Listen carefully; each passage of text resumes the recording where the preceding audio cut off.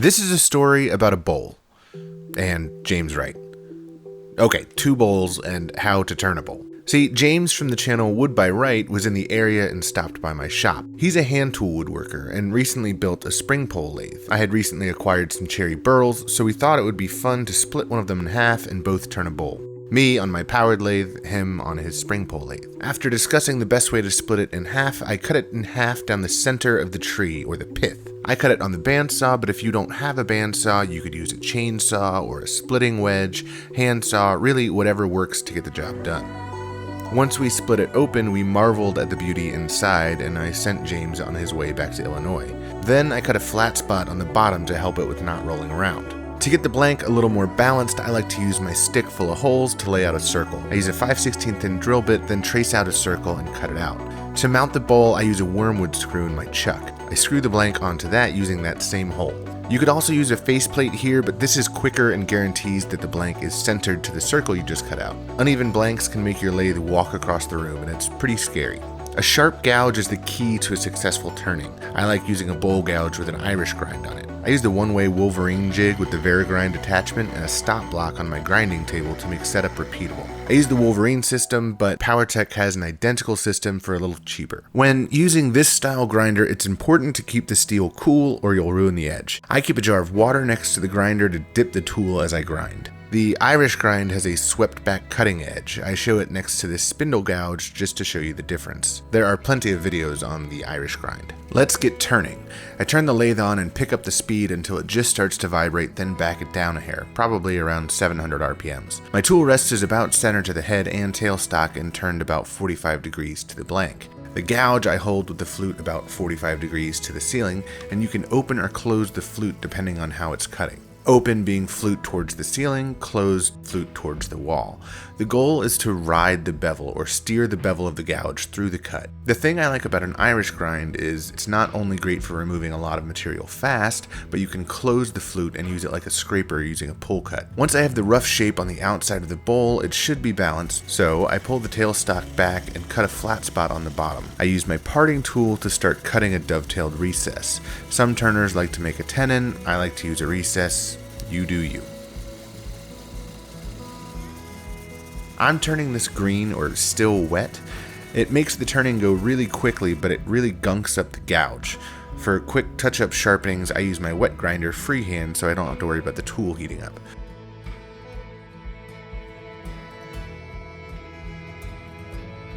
Then I loosen the chuck and turn the bowl around. I expand the jaws of my chuck into the recess.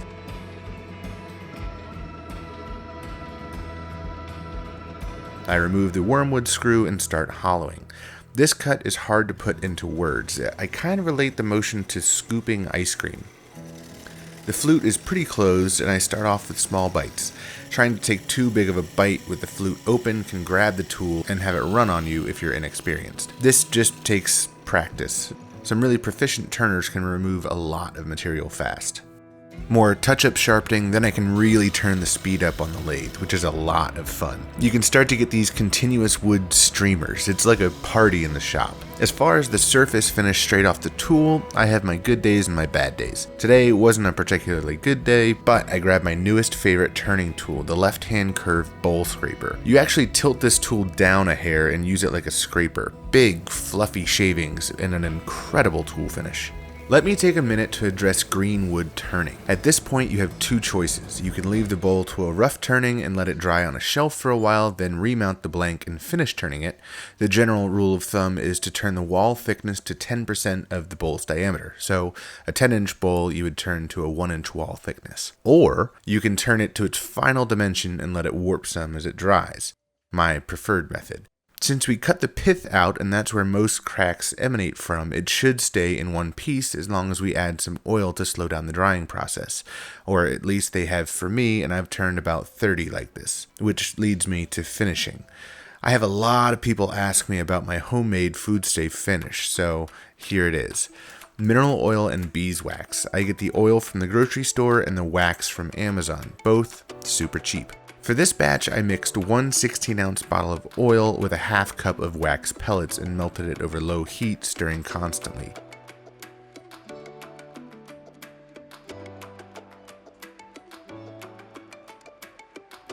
poured them into mason jars and let it cool to congeal. And this batch ended up a bit softer than I prefer, so next time I might do 3/4 of a cup of wax. I finish anything food related with this stuff. It's super cheap, goes a long way, and I make one batch every year, I guess. I rub the finish on with some 600 grit paper, but a rag or paper towel would work fine, I'm sure. Then I turn the speed up on the lathe and buff it out with a cotton rag. And the bowl is finished.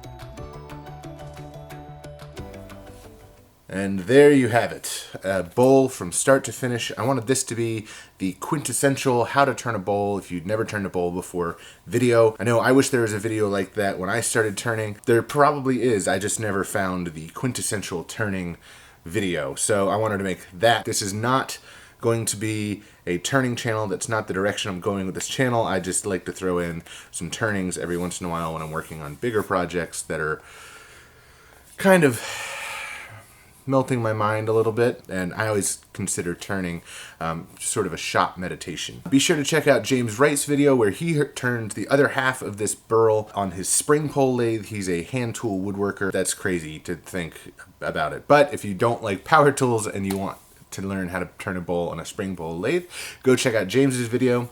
Also, James and I are co-hosts of a podcast along with Zach Herberholtz of ZH Fabrications. It's called the Creators Collective Podcast, and we're live every Thursday at 10 a.m.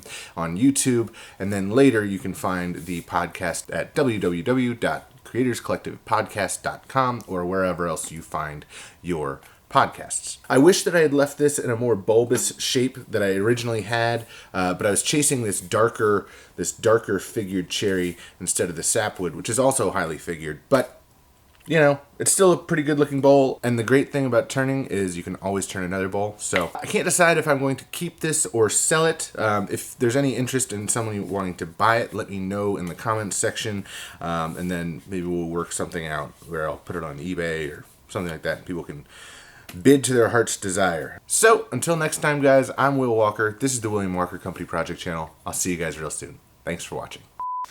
Cherry Burl medicine ball that I made. Yeah. Oh, catch. Oh.